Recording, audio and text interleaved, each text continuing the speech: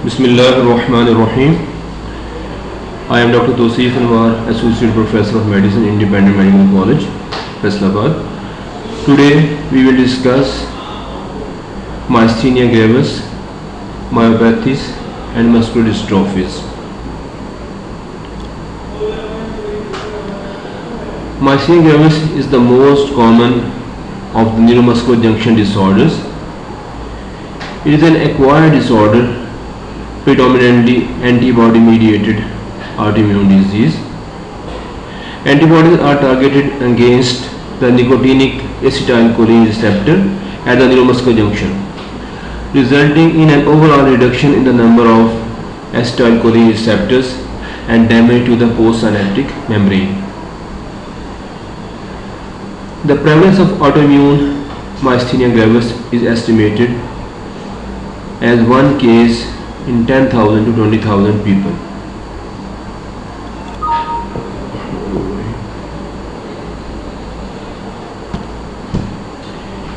Females are affected more often than males. In females, the highest incidence is in second and third decades of life, while in males, the highest incidence is in fifth and sixth decades of life.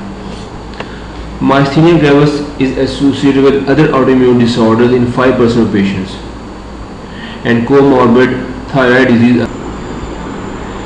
The hallmark symptoms in myasthenia gravis is fatigable weakness, that is, the weakness which increases on exertion. Patients are usually normal early in the morning, and as the day passes on, the weakness starts worsening and it is worse towards evening. Those muscle groups which show increased response to decrease in acetyl concentration are affected first. These include extraocular muscles, levator palpebral scoliosis, and muscles of the mastication and pharyngeal muscles. Therefore, the early manifestations of myasthenia gravis include diplopia, ptosis, dysphagia with frequent aspiration, and difficulty in chewing foods. Later on, almost all the muscle groups can be involved, but the proximal muscles are involved to a greater extent. In a subset of patients of myasthenia gravis, in which anti-MuSK antibodies are positive, the facial muscles and the muscles of deglutition are most severely affected. In these patients, respiratory crises are common. Occasionally, there is sudden deterioration of muscle strength, which is known as myasthenic crisis. On examination, there is no atrophy or fasciculations of muscle fibers. More or less complete resolution of disease manifestation occurs after the administration of a cholinesterase enzyme inhibitor, for example, hydrophonium chloride.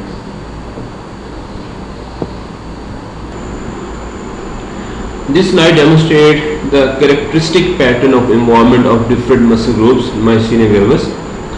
Early in the course of the disease, small muscles like extraocular muscles are involved, which leads to ptosis and diplopia. Later on, facial weakness occurs. Facial muscle weakness leads to snarling expression and difficulty in chewing. When disease further advances, bulbar muscles are weakened, leading to nasal timbre voice and nasal regurgitation and aspiration of liquids and food. At the end, respiratory muscles are involved, leading to difficulty in respiration, decreased breath holding time, and sometimes respiratory failure.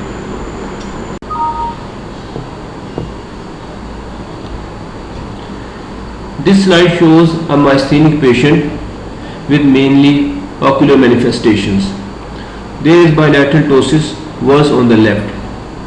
Note the voluntary contraction of the left frontalis muscle in an attempt to elevate the eyelid and compensate. This slide shows the Simpson's test. The patient is asked to gaze upward. After some time, patient develops ptosis and paralysis or weakness of extraocular muscles.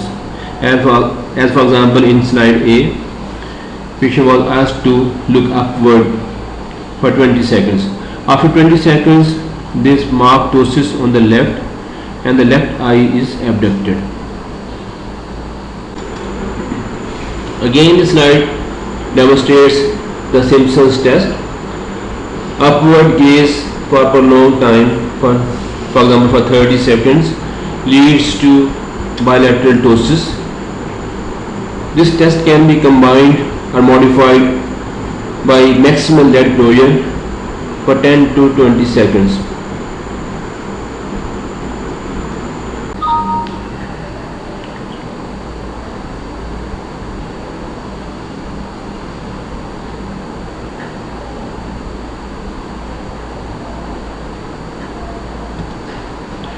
According to Osserman classification, there are 4 stages of myasthenia gravis. Stage 1, which is characterized by ocular myasthenia, that is limited to the eye muscles. Stage 2A is characterized by mild generalized myasthenia gravis. Stage 2B is characterized by moderately severe generalized myasthenia gravis, not involving muscles of respiration. Stage 3 is characterized by acute, rapidly progressive myasthenia gravis, beginning abruptly and progressing to involve the muscles of respiration within 6 months of onset. Stage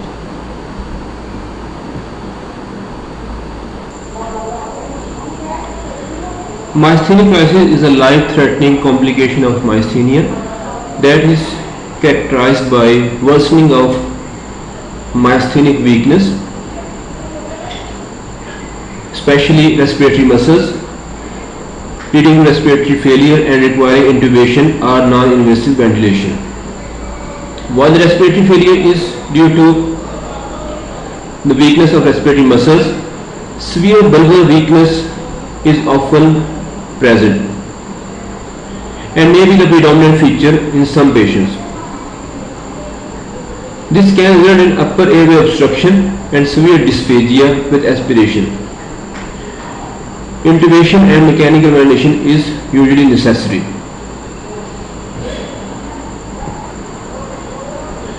Cholinergic crisis, on the other hand, results from overdose of acetylcholinesterase inhibitors used in the treatment of myasthenia gravis.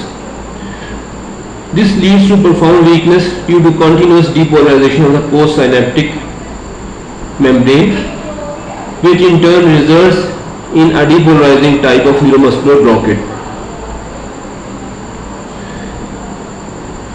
Some of the symptoms and signs are similar in both myasthenic crisis and cholinergic crisis, like muscle weakness, dyspnea, diaphoresis, urinary and fecal urgency, anxiety and agitation, confusion and somnolence. But there are other clinical features which can differentiate between myasthenic crisis and cholinergic crisis. For example, a myasthenic patient has mydriasis, ptosis, tachycardia and pallor, while a patient with cholinergic crisis has meiosis, bradycardia, bronchial hypersecretion, fasciculations and erythematous and warm skin. A small dose of edrophonium is usually sufficient to differentiate between myasthenic and cholinergic crisis. Edrophonium will result in improvement of myasthenic crisis and worsening of cholinergic crisis. Cholinergic crisis is usually treated with mechanical ventilation, intubation and atropine.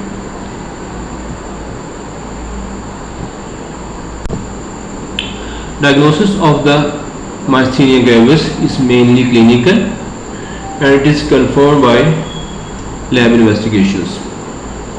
and imaging. Myasthenic weakness worsens visibly within 1 minute after repeated and rapid movements. For example, myasthenic ptosis will worsen if the patient is asked to rapidly and repeatedly close and open the eyelids, or if he is asked to look upward for a prolonged time. This is known as Simpson's test.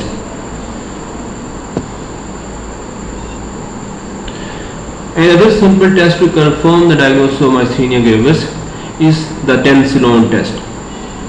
In this test, 10 mg of acetylcholinesterase inhibitor enzyme, hydrofonium chloride, is injected intravenously over 10 seconds. This drug inhibits the breakdown of acetylcholine in the synaptic cleft so that acetylcholine is available to the receptors on the muscle cell membrane for a longer time, compensating for the decreased and diminished receptor density. In myasthenia gravis, an improvement is seen within 30 seconds and lasts for about 3 minutes. For example, a marked ptosis can transiently disappear.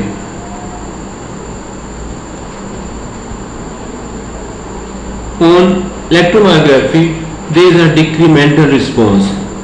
That is, when a motor nerve is repeatedly stimulated, the surface recording from the corresponding muscle reveals a progressive fall in the amplitude of muscle potentials by more than 10%. In ocular myasthenia gravis that has not yet become generalized, no antibodies may be detectable, and the EMG studies show normal response. Antibodies against the acetylcholine receptor can be found in the serum of 85% of patients with myasthenia gravis. However, they are not found in 50% of patients with pure ocular form of myasthenia gravis, as well as in approximately 15% of patients with generalized myasthenia.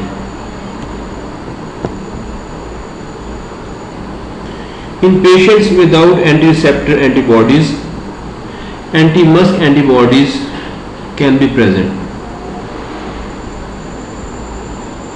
A chest CT scan or MRI should be ordered to detect or rule out a thymoma. Other diseases that can mimic or accompany myasthenia gravis must be sought and excluded as well. Treatment of myasthenia gravis is usually done with cholinesterase enzyme inhibitors. These drugs improve the disease manifestations by delaying the breakdown of acetylcholine and thereby prolonging its effect on the remaining functional acetylcholine receptors on the muscle fiber membranes. One of the most commonly used drugs is pyridostigmine, which is given several times a day in individual doses of 10 to 60 milligram.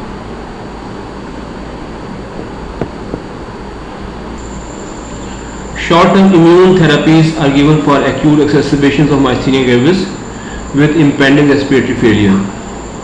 For example, in case of myasthenic crisis, these therapies include plasmapheresis and intravenous immunoglobulins, corticosteroids and other immune suppressive agents, for example azathioprine, may be used chronically to influence the disease process in the long term.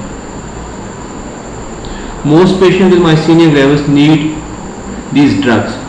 Steroid treatment can transiently worsen the manifestation of the disease and should therefore be initiated very slowly in the hospital setting. The positive effect generally appears 2 to 4 weeks after the initiation of treatment, and the effect of azathioprine usually takes months to appear. Thymectomy should be considered for every patient with myasthenia gravis. This operation brings a cure or at least substantial improvement in 80% of operated patients. after a latency of several months to years.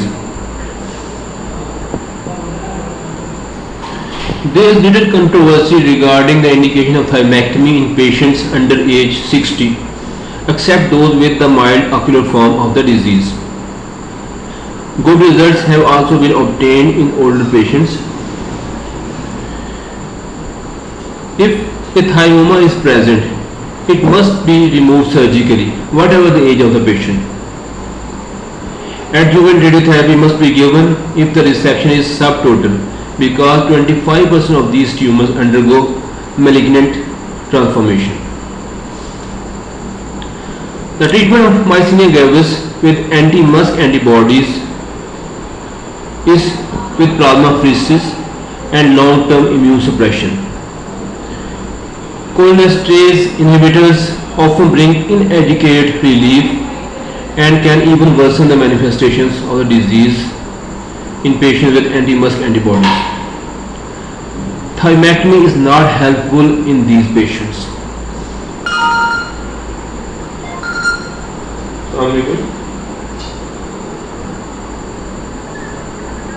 जी इसका देंगे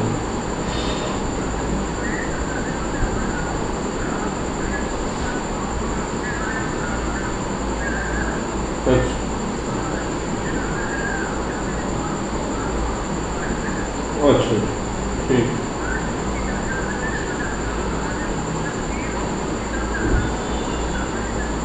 इसमें 10 है ठीक ठीक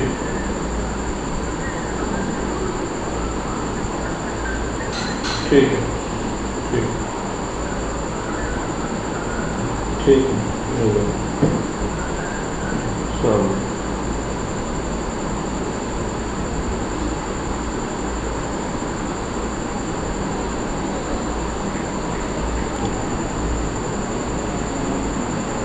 Lambert-Eaton myasthenic syndrome. This disease is caused by antibodies against voltage-sensitive calcium channels in the motor nerve terminus at the motor end plates. Inactivation of these channels leads to decreased calcium influx induced by an incoming action potential and therefore result in the release of inadequate amount of acetylcholine from the nerve terminals. The impairment of neuromuscular transmission in Lambert-Eaton syndrome is thus presynaptic, unlike myasthenia gravis. The undergoing etiology in 2/3 of patients is a small cell carcinoma of the lung. Voltage sensitive calcium channels on the cell membranes of the carcinoma cells initiate a misdirected autoimmune response. Cases of Lambert-Eaton syndrome of non-neoplastic agent are often associated with other autoimmune conditions such as pernicious anemia, hypo or hyperthyroidism, myasthenia gravis, Sjogren syndrome, and other autoimmune disorders. The thymus is not enlarged in this condition. The hallmark of this condition is muscle weakness and fatigability, mainly in the pelvic girdle and lower limbs.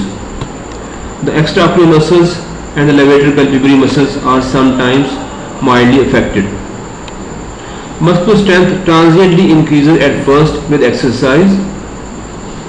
The intrinsic muscle reflexes are often absent, and many patients complain of dry mouth and other autonomic manifestations like orthostatic hypotension, impotency, etc.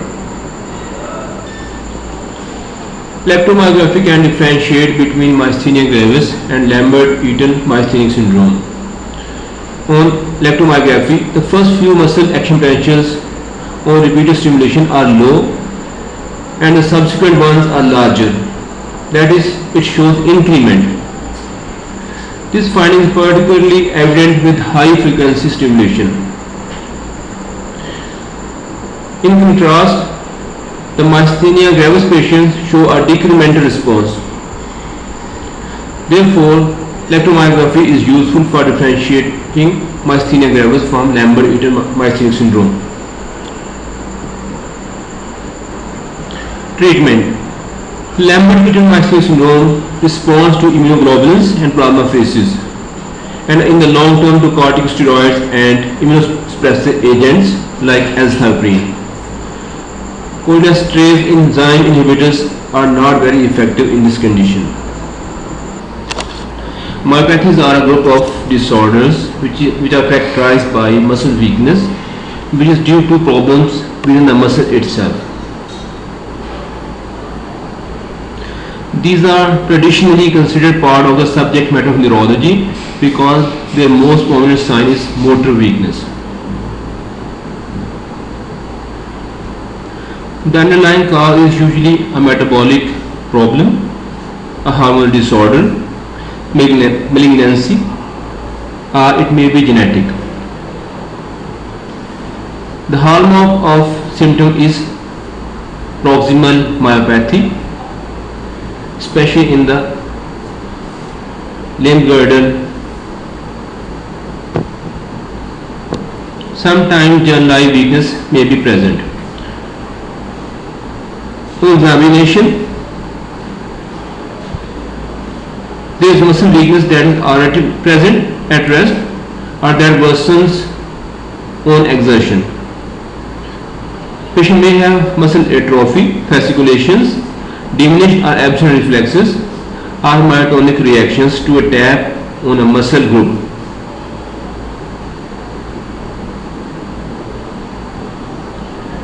The diagnostic evaluation of myopathies consists of following steps. Number 1, a complete and precise case history, including the family history. Number 2, physical examination. Number 3, electromyogram and electroneurogram.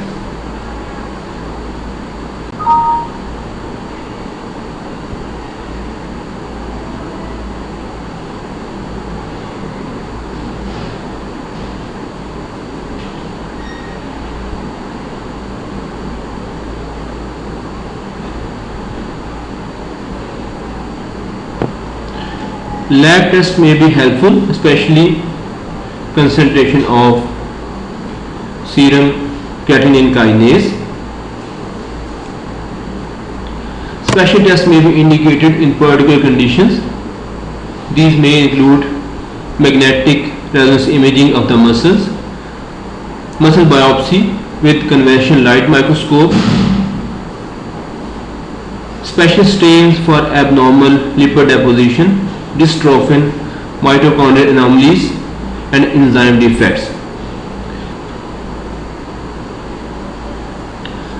Muscular dystrophies are a group of disorders which are genetically determined. They typically present with symmetric muscle weakness that is mainly proximal and slowly worsens over years. Myotonic dystrophy is the only type of muscular dystrophies which mainly presents with distal weakness. There is no pain or sensory deficit. The muscles usually become atrophic. Although this is masked in some patients by intramuscular deposition of fat, which is known as pseudohypertrophy. Connective tissue deposition can lead to muscle shortening and contractures. The reflexes are diminished or absent. Weakness leads to characteristic postural abnormalities and deformities. For example, lumbar hyperlordosis, which is a common finding. Duchenne or Trendelenburg gait, wiggling of the scapula, or scoliosis. The next two slides demonstrate important features of some important muscular dystrophies. Among these, three are very important: Duchenne muscular dystrophy, Becker's muscular dystrophy, and facioscapulohumeral dystrophy. Duchenne muscular dystrophy is an X-linked muscular dystrophy. 30% of cases may be sporadic. This is due to an absent dystrophin gene. The frequency is 20 to 30 per 100,000 boys per year. Weakness starts in second, third year of life. Most important clinical features are a weakness of the pelvic girdle muscles and pseudohypertrophy of the calf muscles.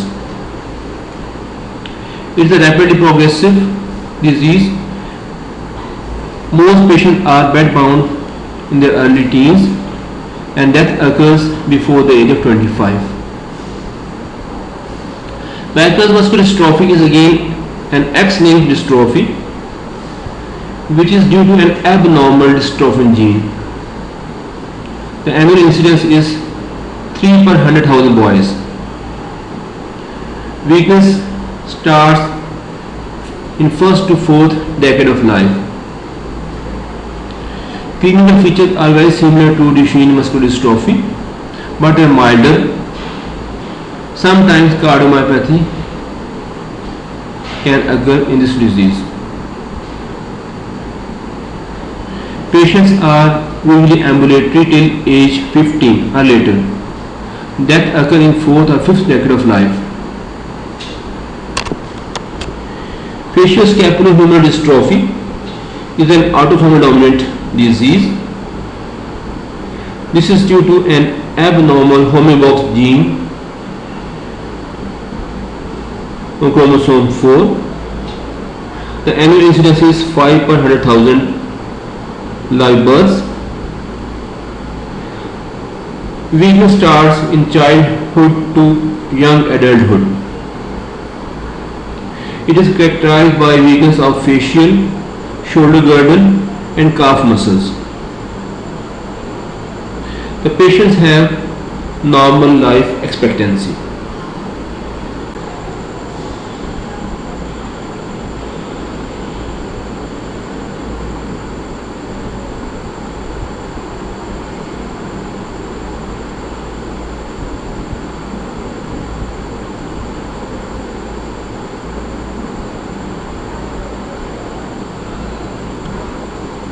Thank you.